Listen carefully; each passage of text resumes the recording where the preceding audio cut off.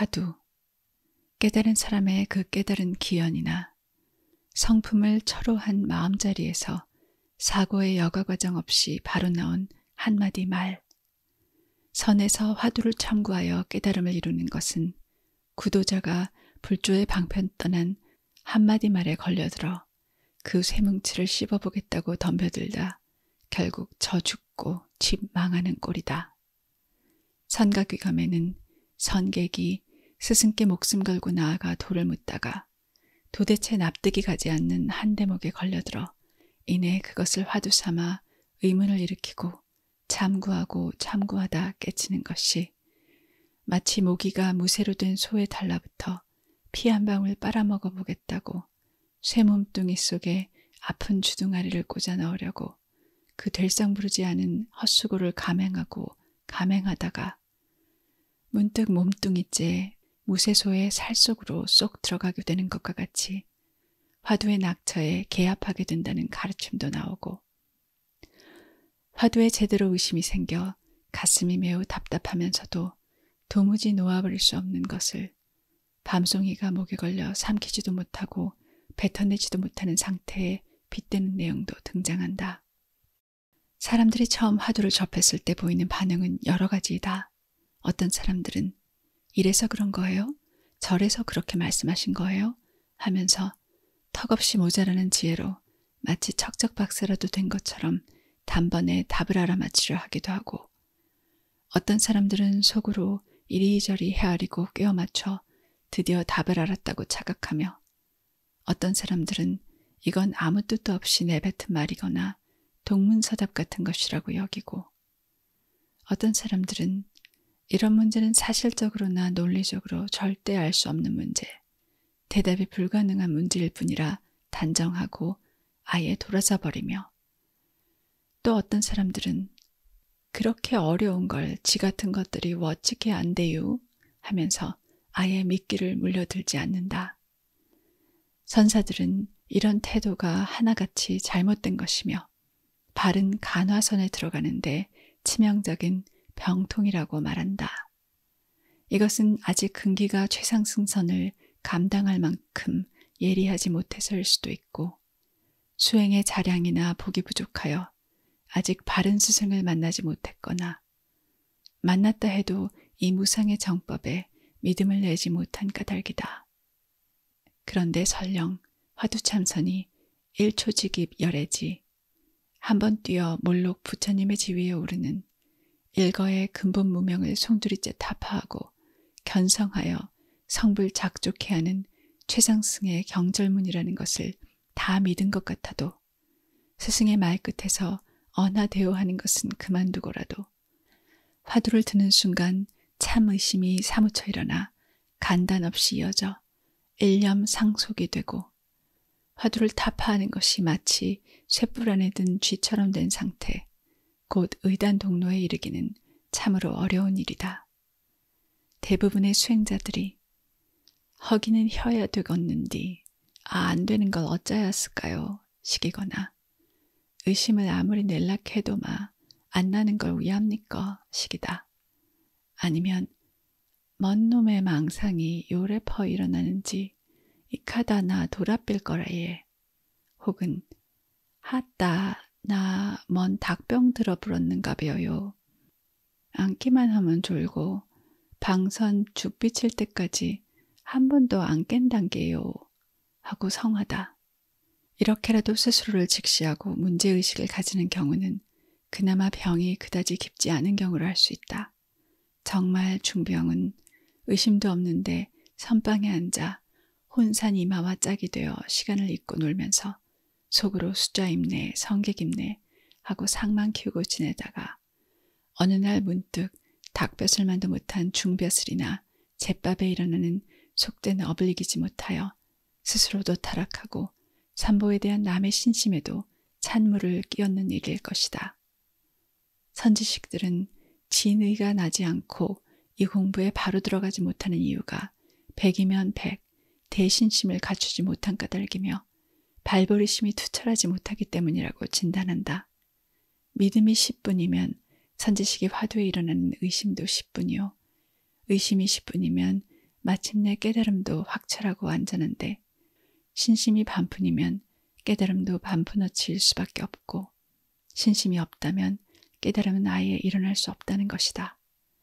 간화선의 생명은 오로지 간절한 의심에 있고 그 의심은 줄인 아이가 엄마 젖을 찾듯이 매우 진실하고 절박하지 않으면 안 되며 그러한 의심은 바로 아이가 엄마를 믿는 것과 같은 추호도 거짓이 없는 신심에서 비롯된다는 것이다. 이 한 조각 붉은 마음만 있으면 스승의 말 한마디에 참 의정은 단번에 돈발하고 간단 없이 이어져 일체의 장애를 물리치고 3세의 묵은 업장을 일거에 녹여내며 잠깐 사이에 안팎이 송두리째 의심뭉치가 되어 깨닫는 일이 그야말로 도간에 드는 쥐를 잡는 것과 같이 될 것이다. 그렇다면 어떻게 해야 바야흐로 물러서지 않는 불태전의 신심을 갖추게 되고 무상정각에 이르는 발보리심을 견지하게 될까? 물론 이것은 만대의 사표이신 부처님께서 사문유관을 통하여 생사의 덧없음을 보고 성을 넘어 출가하는 모습으로 보이셨듯이 누구나 자신이나 주위에서 필연적으로 벌어지는 생사의 고통, 지금이 아니어도 머지않은 장래에 필연적으로 닥쳐올 생사의 고통을 통절하게 자각하고 스승의 자비로운 가르침을 만나 구사일생의 활로처럼 우리에게 구도의 길이 열려있음을 믿게 되고 이를 천우신조의 행운으로 여겨 마침내 세상의 용락을 온전히 던져버리고 마치 불난집에서 도망치듯이 신출가를 감행할 때 비로소 여지없이 가능한 일일 것이다. 누구에게나 도처에 생사의 고통은 숨길 수 없는 현실로 벌어지고 있는데 참으로 발심하는 이가 적고 불법과 선풍이 오늘까지 면면히 이어져 오고 있음에도 진정한 신심을 바라는 자가 드문 것은 무슨 까닭인가? 이는 무명업식으로 마음을 삼고 사대로 이루어진 이 환화공신을 몸으로 삼은 우리 어리석은 중생의 한심하고 처참한 실존 상황이 아닐 수 없다. 기나긴 그 닭업생의 윤회의 여정은 생각나지 않는다 해도 지금 이 세상 어느 구석을 보아도 아니면 금생에 이날까지 살아온 내 행적을 겸허히 돌아보건대 부처님께서 성도하신 직후에 법을 설하여 저 어리석은 고해의 중생을 제도할 엄두가 도무지 나지 않아 그대로 인멸하시려 했다는 것은 너무도 당연하고 당연하게 여겨질 뿐이다. 그럼에도 불구하고 저 범천의 간청을 인연하여 부처님께서는 시방 3세의 일체 중생이 다 열애의 덕상을 구족하고 있음을 이미 보셨기에 우리 중생으로서는 차마 헤아릴 수도 없는 대자대비심을 내어 우리 안에 그 신랏 같은 가능성을 믿어주시고 마침내 45년 남은 생애를 통틀어 오로지 낱낱 중생들을 제각각 그 근기에 맞는 법으로 구제하려 애쓰신 일을 생각하면 실로 그 은혜에 감흡하여 눈물을 거둘 수 없다. 본디 마음과 참부처와 일체 중생은 모두 차별이 없어 각기 다른 것이 아니다. 인간들이나 짐승들이나 신들이나 누구든 스스로 시선을 안으로 거두어 자기가 과연 무엇인지를 돌이켜 살펴 깨닫는다면 본래 시작 없는 옛적부터 조금도 흠이 없고 물든 적이 없는 언제나 공적하고 더할 나위 없이 신령스러운 마음이었음을 알 것이요. 육도윤회를 벗어나 구경열반을 이루어 일체 중생의 자비로운 어버이가 되신 부처님이라 해도 애초에 신성불가침의 머나먼 타인이 아니라 단지 누구에게나 본래 있던 참 마음의 고향에 먼저 이른 분일 뿐이다. 그러므로 누구나 스승이 자신의 마음을 바로 가리킬 때 그 손가락 끝을 지나 만리허공에 가부좌를 들고 앉은 둥근 달을 보면 그대로 자신이 이미 그것이었음을 깨달아 성불하게 될 터이지만 부처님께서는 지독한 미혹에 가리운 중생들이 아직 아무도 그렇게 돈증묘수의 법문에 들어설 자가 없음을 아시고 45년 설법을 통하여 삼승 분교의 가르침을 펴신 끝에서야 3차 전심을 통하여 비로소 언어도단 심행첨열의 최상승 조사선의 선문을 여시고 열애의 열반묘심 정법안장을 마하가섭에게 부축하심으로써 일체중생이 이미 본자원성 부처인 도리를 드러내신 것이다. 아, 묘법연화경, 말 그대로 참으로 오묘하고 고결한 가르침이 담긴 세상의 한 송이 연꽃 같은 경전이다. 진리의 왕 부처님은 아무도 추정할 수 없는 비유의 달인, 대승의 여러 경전 가운데서도 그 극점의 가르침을 담은 이 경전엔 여러 가지 절묘한 비유가 등장한다. 그중 대부호인 장자가 어려서 집 밖에 나가 놀다가 거지무리에 휩쓸려 자신이 거지라고 믿고 떠도는 아들을 거지로 변장하여 함께 어울리고 동사섭하여 결국 집으로 데려오고 마침내 가업을 다 물려주며 대를 잇게 하는 이야기는 불자들이 두고두고 음미해 보아야 할 세상에서 가장 아름다운 비유이다. 이 안에 진정 불법의 모든 것이 들어있다고도 할 수 있다. 그 누가 이 무섭고 막강한 가르침에 저항할 수 있으랴. 만일 누가 이 가르침을 듣고도 불법에 믿음을 내지 못하고 세치혈을 내둘러 열애의 정법륜을 비방하려 든다면 이는 자신의 어줍지 않은 칼솜씨를 믿고 제 어머니에게 검을 빼어들고 덤벼드는 사람이다. 사생의 자부이신 부처님 앞에서 우리는 얼마나 구제불능인 철딱선이 없는 아이들인가. 시체말로 하자면 얼마나 대책이 안 서고 견적이 안 나오는 아이들인가. 다시 저 법화경의 화택의 비유를 보자. 우리는 모두 불난 PC방에서 게임에 정신 팔려 아무리 나오라고 소리쳐 불러도 전혀 상황 파악을 하지 못하는 퀭한 눈의 아이들이다. 소방관이 들어와서 불이 났으니 빨리 비상구로 나가라고 해도 돌아보지도 않는다. 이런 한심한 녀석들이 그래도 아버지에게는 사랑스럽고 포기할 수가 없다. 이에 지혜로운 분은 아이들이 게임보다 더 좋아할 만한 양이 끄는 수레, 사슴이 끄는 수레, 소가 끄는 수레를 장난감으로 줄 테니 어서 나가서 가지고 놀자고 꾀어 겨우겨우 아이들을 불길에서 건져낸다. 물론 수레를 주겠다는 아버지의 말은 거짓말일 수도 있다. 그러나 자비로운 아버지의 참뜻은 사랑하는 아이들을 불타는 집에서 나오게 하는 데 있지 그저 장난감을 주려는 것이 아니다. 여기서 새 수레로 비유되는 것은 소승, 대승, 일불승, 즉 삼승의 가르침이니 이는 결국 부처님 필생의 교설이 다 중생을 부처되게 하는 방편, 강 건너는 뗏목과 같은 것임을 말하는 것이다. 또 화성의 비유도 있다. 어떤 어진 사람이 각고의 노력과 지난한 탐험 끝에 영원한 안락의 땅을 찾아낸다.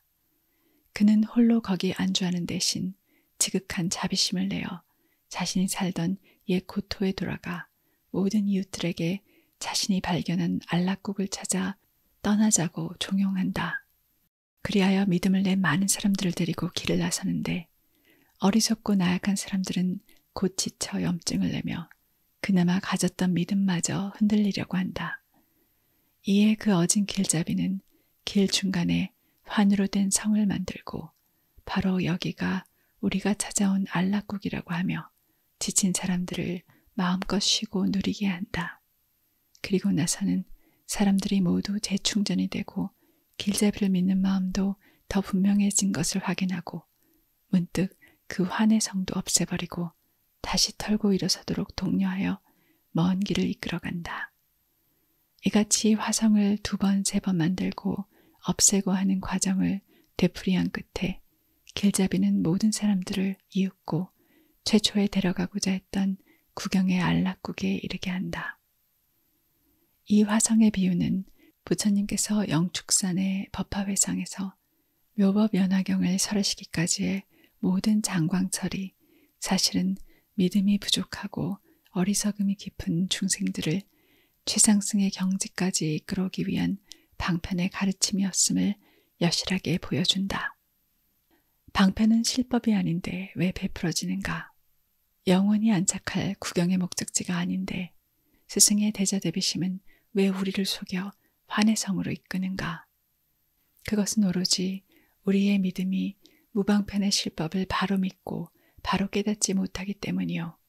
우리의 힘이 단박에 구경에 나아갈 만큼 충분치 못하기 때문이다. 마조 스님께 어떤 제자가 와서 물었다. 스님께서는 왜 마음이고 부처라고 하십니까? 우는 아이를 달래기 위해서니라. 울음을 그친 뒤에는 어떻게 하시렵니까? 마음도 아니고 부처도 아니라고 하지.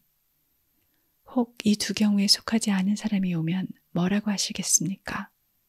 그에게 이것은 그 무엇도 아니라고 할 것이다. 정말 그런 사람이 오면 결국 어떻게 하실 작정이십니까? 그로하여금 대도를 체달하여 알게 하리라. 종국의 부처님이 우리에게 온갖 방편설을 뛰어넘어 바로 들어보인 실법은 무엇인가? 그 첫 번째 소식은 바로 영산회상에서 부처님께서 연꽃을 들어 대중에게 보이신 소식이요. 그 수많은 대중 가운데 마침내 대신근을 갖춘 마하가섭이 홀로 미소 지은 소식, 여마미소이다. 이로부터 비로소 최상승의 법 등이 역대 조사들을 통하여 면면이 전해져 오게 된 것이다. 참고로 이런 맥락을 알면 왜 선가에서 선지식 큰 스님이 머무는 방을 조실, 여마실, 미소실 등의 이름으로 당호를 짓는지 알 것이다. 종교에 있어서 믿음이란 무엇인가? 많은 사람들이 어떤 교설을 믿으면 종교인이 되고 믿지 않으면 비종교인이라고 생각하지만 사실 믿음 자체가 종교의 궁극적 증거나 잣대 혹은 목표가 될 수는 없다. 어떻게 온갖 망견에 사로잡힌 눈먼 중생이 믿는 그대로가 진리일 수 있겠는가? 우리는 얼마나 많이 엉터리 믿음에 의지하고 빌붙고 속아서 한 생을 살아가고 망치고 허비하는가? 이것은 과학기술이나 문명 전체가 충분히 발달했다고 믿어지는 지금 사람들이나 전혀 그렇지 못했던 옛사람들이나 50보 100보일 뿐이다. 그렇다고 최소한 종교가 말하는 진리라는 것이 단순히 그것이 논리적으로 혹은 사실적으로 옳기 때문에만 진리성을 획득하는 것이 아니다. 종교적 진리는 그 자체로 지고의 가치를 가지기 때문에 신성하게 여겨지며 그 존재 가치는 그것이 삶과 죽음 속에서 고통당하는 중생들을 구원한다는 데서 찾아진다. 삶과 존재의 근원적 사실에 대하여 그 시비를 가리는 데만 종교가 필요한 것이 아니라 진실로 생명을 구원할 수 있어야 가히 종교라 할 수 있다. 하물며 어떻게 합리적 이성을 마비시켜 사실 확인이나 검증이 불가능한 도구마를 맹목적으로 수용하고 그 어떤 절대자라 해도 무작정 추종하는 것만을 종교라고 할 수 있을 것인가? 무엇을 믿는다는 것은 다만 종교가 목표로 하고 겨냥하는 중생의 구원을 낳는 필요불가결의 소중한 시원일 뿐이다. 누군가가 생사의 고통으로부터 영원히 벗어나 진정한 구원에 이르렀다면 그것은 그가 진리를 믿었기 때문이라고 말할 수 있지만 누군가가 진리를 믿었다고 해서 반드시 구원을 얻게 되는 것은 아니다. 더구나 그 진리성 여부조차 검증할 수 없는 어떤 것을 믿는다는 것이 어찌 구원의 충분 조건이 될 수 있으랴. 여인으로 태어났거나 여인이 다 성숙했다고 해서 바로 어머니가 되는 것이 아니고 설령 아이를 가졌다 해도 즉시 어머니라 불리게 되는 것이 아닌데 누가 여인인지 아닌지 확인도 해보지 않은 상태에서 어떻게 그를 덮어놓고 어머니라고 할 수 있단 말인가. 최소한 종교의 영역에서는 꽝 잡는 게 매라는 말이 아주 적절한 격언이다. 어떤 교설이 종교적 진리성을 담보하려면 누군가가 그렇다고 믿어서만도 안 되고 그것이 논리적으로 타당해서만도 안 되고 오로지 실천적 검증을 통해서 생명의 구원이라고 하는 실질적인 결과를 도출할 수 있어야 한다. 어떤 사실의 진리성에 관한 철학의 인식론적 논쟁 가운데서는 공리주의적 주장이 종교의 영역에서는 큰 설득력을 가진다. 어떤 명제가 논리적으로 오류가 없거나 실제의 사실과 부합하기 때문에 보다는 실제로 사람을 구원할 수 있어야 신성한 진리가 될 수 있다는 뜻이다. 그러나 비록 모든 여인이 아이를 낳고 어머니가 되는 것은 아니라 해도 모든 아이는 결국 여인에게서 태어난다. 결국 수행 끝의 깨달음이나 자타중생의 구제는 오직 믿음에서 출발할 따름이다. 진정한 종교란 누군가로 하여금 진리를 증득케 하여 생사의 고통으로부터 구원하는 것으로 비로소 이루어지고 마무리되지만 깨어야 할 그 첫 단추는 결국 믿음인 것이다. 그리하여 믿음을 모든 공덕을 낳는 어머니라고 한다. 이것이 믿기만 하면 돼. 안 믿는 놈은 죄다 사탄이야. 지옥 가 했다가 나중에는 아니면 말고 죽어봐야 하는 거지 뭐 하는 식으로 발뺌을 하며 오늘날까지도 세상을 온통 미혹에 빠뜨리고 있고 긴긴 역사 속에서 온 중생을 도탄에 몰아넣은 온갖 사이비의 저급한 종교나 미신, 외도, 사도와 명확히 선을 긋는 불교의 정법이 언제나 수행을 강조하고 고준한 깨달음을 근거와 기준으로 삼으면서도 그러기에 더욱 진실하고 큰 믿음을 끊임없이 강조하는 까닭이다. 이비건 어떤 선객이 사시에 맞이를 올리고 나오는데 법당 밖에서 마침 절 구경을 하러 온 카톨릭의 수녀님 한 분과 마주쳤다. 스님, 저 불교는 부처님을 믿는 거예요? 뭐 부처? 내가 그놈한테 속아서 이 나이에 요 모양 요 꼴이 되었는데 그놈을 왜 믿어? 그럼 우리 예수님 한번 믿어보시지 그러세요? 이년아, 한 놈한테 속았으면 됐지 또 속아? 진리를 증험하는 일이란 크고 완전한 믿음에 기인한다. 그리고 그 믿음이란 어찌 보면 크고 완전하게 속는 일이라고도 할 수 있다. 이것은 믿음이 애초에 속을 가능성을 내포하고 있으며 따라서 제대로 믿기 위해서는 아예 감쪽같이 속을 만큼 아주 어리거나 어리석든지 아니면 속더라도 덮어놓고 한번 딱 믿을 수 있는 모험적인 무모함이 있어야 한다는 말이다. 아이의 천진함 혹은 대인의 용기가 필요하다. 두드리는데 열리지 않을 수도 있고 구하는데 얻지 못할 수도 있지 않은가. 세상에서 사업이나 무슨 프로젝트에 투자하듯이 종교에 사람들이 투신하고 귀의하고 출연하고 인생과 목숨을 거는 것 역시 크고 작은 리스크가 따른다.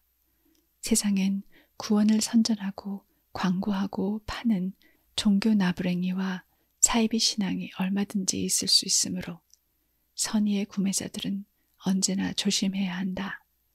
사기를 당하지 않으려면 복이 있든지 꿰뚫어보는 안목이 있어야 한다. 결과적으로 선의로 가득 찬 지혜로운 사람에게 모르고 속을 수 있다는 것도 매우 선근이 뛰어나고 복이 많은 사람이겠지만 알면서도 속아야 할 때 속을 줄 아는 사람은 대단히 지혜로운 사람이며 믿음이 완전한 사람이라고 할 수 있을 것이다. 진정한 구원은 오로지 깨달음을 통해서 일어나고 깨달음은 믿음에서 움터나와 끝내 믿음을 완성시키는데 그때의 믿음은 더 이상 믿음만이 아니다. 진리의 증득, 곧 깨달음은 처음부터 동전의 양면처럼 믿음의 뒤편에 붙어있던 속을 가능성을 완전히 배제해내고 더 이상 믿음을 필요 없게 하고 마침내 믿음을 뒤로 하는 것이다. 이것은 자식이 모태에서 생겨나고 나오지만 어머니의 몸에서 완전히 분리되어 어머니와 전혀 다른, 그래서 어떤 때는 훨씬 나은 개체가 되고 결국 어머니를 떠나 온전히 독립하여 자신의 삶을 살게 되는 것과 같다. 심지어는 어머니가 죽은 다음에도. 그러니까 믿음은 속아도 좋다, 한번 속아보자는 것에서 출발하여 더 이상 원천적으로 속을 수가 없게 되는 상태에 이르러 그 임무를 마치고 임종한다. 그리고 그것이 성공했을 때 산출하는 결과는 바로 절대의 진리이고 존재의 구원이다. 어느 날 암자에서 혼자 좌선하다 마루에 경행하러 나왔더니 언제 들어왔는지 작은 새 한 마리가 머리 위로 날아다녔다. 놀라지 않게 밖으로 나가게 해주려고 조용히 유리문을 마저 열었다. 그러나 새는 열린 문과 막힌 유리창을 분간하지 못하면서 무작정 도망쳐 나가려고 조급하게 굴며 자꾸 유리창에 부딪혔다. 나는 이놈을 가만히 잡아서 내보내야겠다고 생각했다. 그러자 녀석은 그렇잖아도 나쁜 머리가 충격으로 더 IQ가 떨어진 것인지 잡히지 않으려고 혼신의 힘을 다했다. 그 결과는 비참했다. 그만 창유리에 머리를 치받고 떨어져 버린 것이다. 죽은 것처럼 보였다. 참 안 됐고 미안했지만 해줄 수 있는 일은 가만히 그 작고 부드러운 몸을 손 위에 올려놓고 축원하며 화두를 들고 있는 것뿐이었다.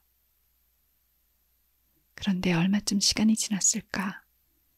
갑자기 새가 초롱초롱한 눈을 번쩍 뜨더니 몸을 털고 일어나 주위를 두리번거렸다.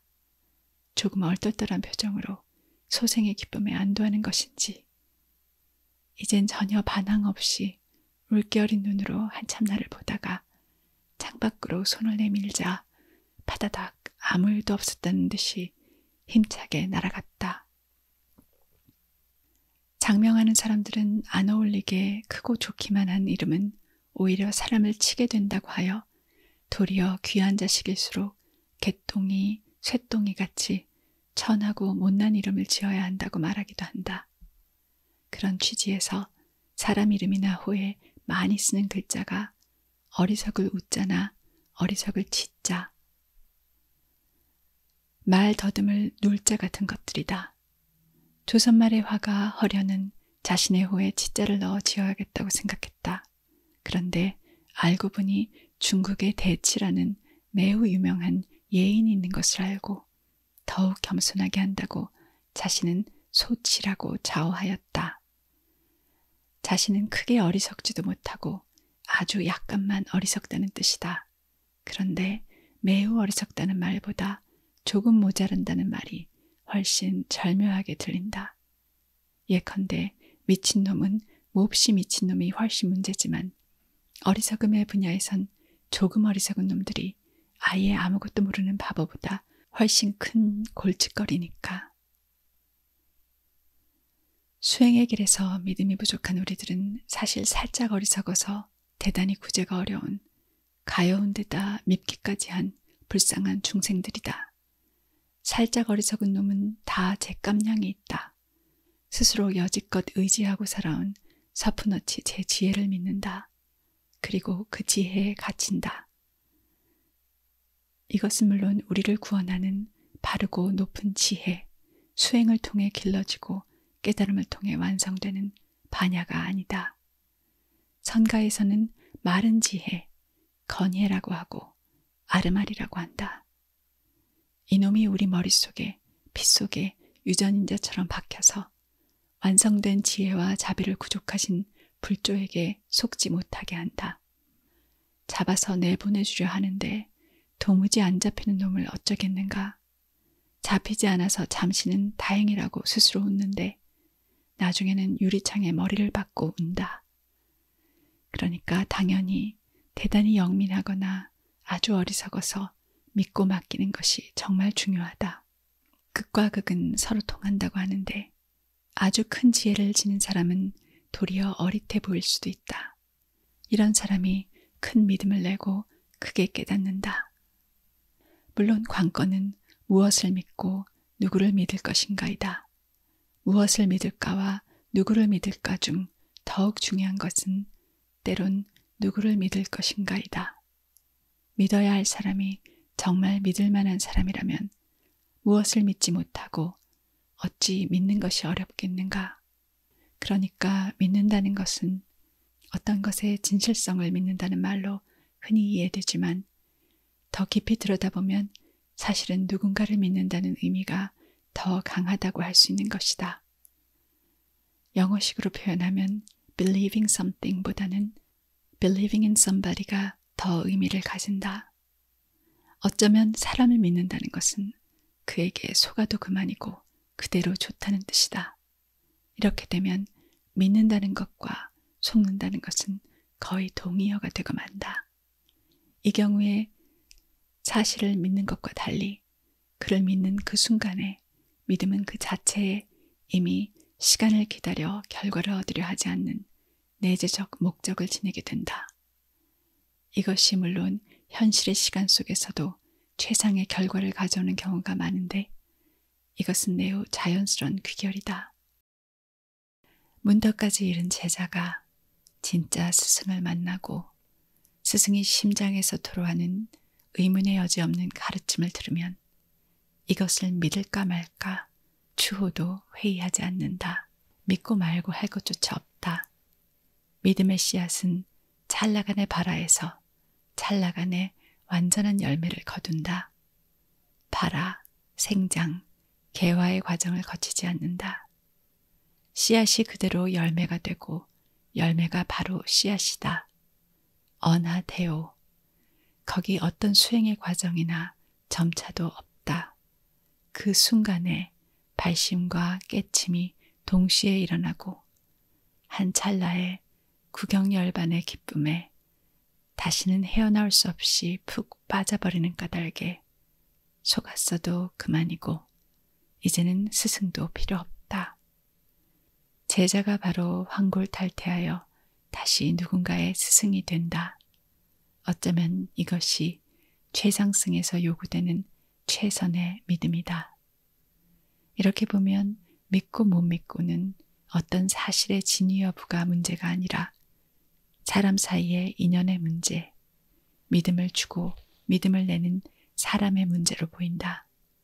이런 까닭에 이심전심의 선문에서는 스승과 제자 사이의 인연이 그렇게나 중요하고 대신심이 그토록 강조되며 이 집안에서는 스승과 제자가 대대로 법등을 전해오는 이 선풍을 조사선, 최상승선이라 명명한다. 영축산에서 가섭처럼 미소 짓지 못한 중생들은 어떻게 되었을까? 한번 웃는 것이 어찌 그리 어려웠을까? 그때 당신과 내가 거기 있지 않았을까? 신심이 부족한 바보 등신처럼 머릿속은 온통 저분들이 지금 뭐하는 수작이지? 하는 의문과 멀쩡하게 여기까지 부처님 잘 따라온 내가 부처님에게서 정법 안장 열반 묘심을 전해받은 가섭보다 못한 게 도대체 뭐란 말인가 하는 분심으로 가득 차서 말이다. 자, 늙은 쥐들은 어서 쇠뿔 속으로 들어가자. 쥐만도 못하고 모기만도 못한 도반들은 제발 없기를 바란다. 나무 영산회상 불보살